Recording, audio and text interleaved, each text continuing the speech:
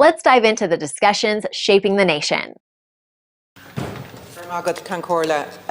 Minister, it's almost 4 weeks since Storm Owen battered the country, and I wrote to you early in February to ask that a scheme be put in place urgently to assist businesses affected by the storm.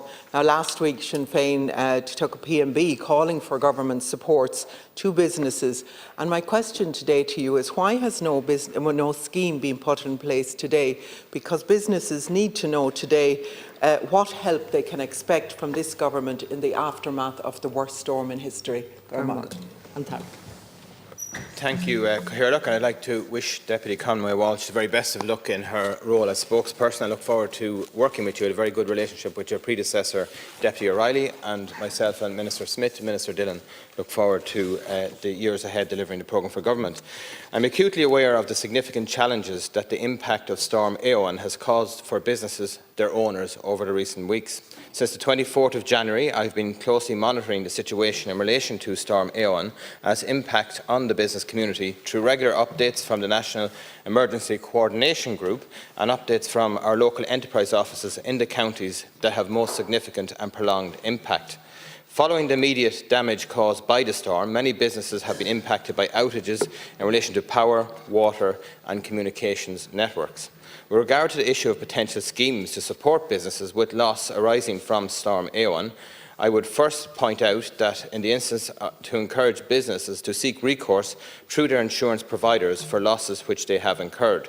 I've been engaging directly with the Insurance Federation, and my clear understanding is that most losses incurred by businesses, such as property damage, loss of earnings and spoilage of stock, fall within standard insurance cover, and the damage caused by the storm is standard insurance PEARL for insurance policies.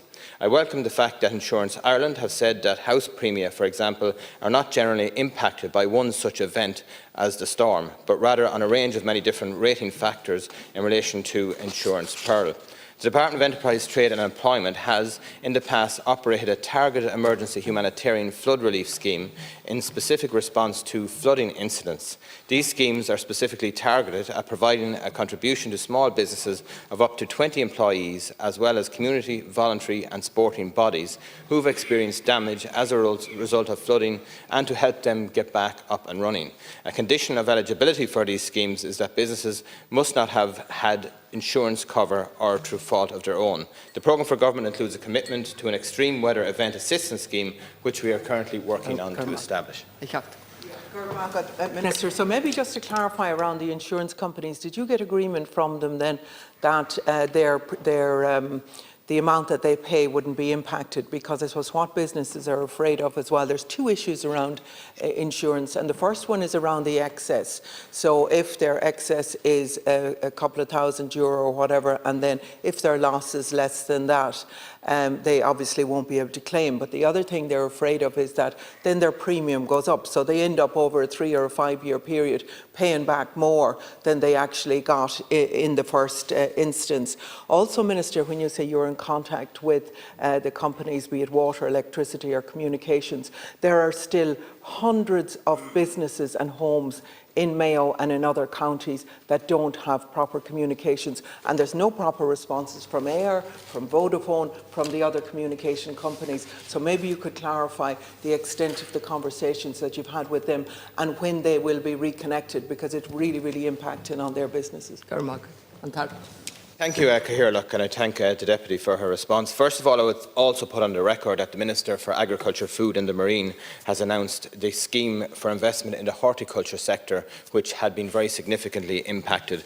In relation to your direct question on insurance companies, absolutely, I was very quick to contact the Insurance Federation to get assurances that businesses affected would be covered in relation to their standard practice. But I can't go into individual policies in relation to accesses because they're very different.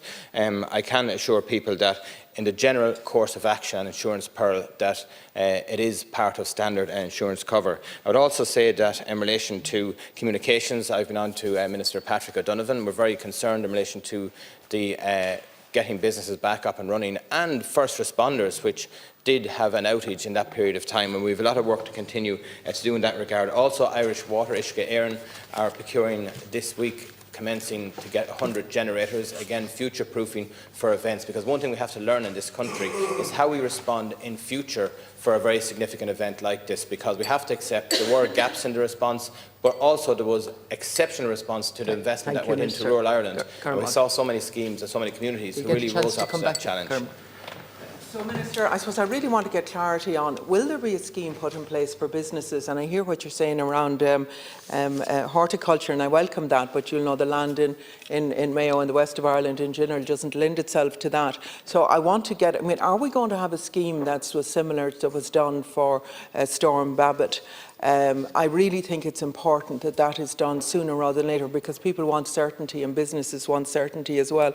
And there are so many people who are self-employed, and rightly, as you say, you know, farmers and fishermen. I have one instance, I think I spoke to either you or the Taoiseach last week around oyster farming, where there's about 160,000 that has been lost, and they don't have insurance. Now, they're not going to be able to operate again unless they're compensated from that. So I really think that there needs to be clarity around it.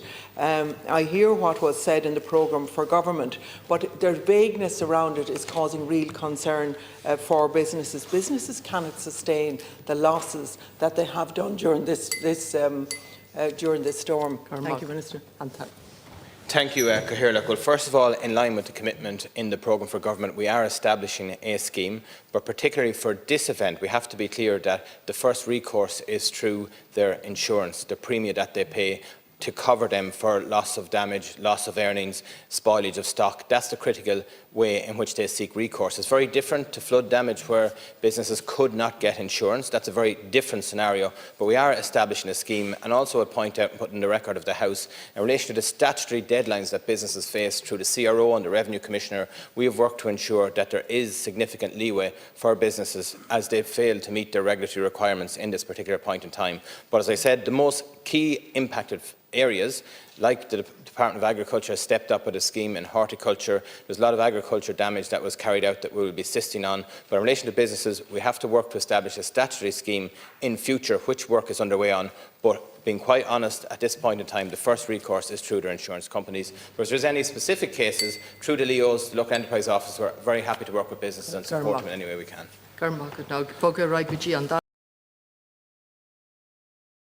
Like, share, and subscribe, and let us know your thoughts in the comments. We'd love to hear from you.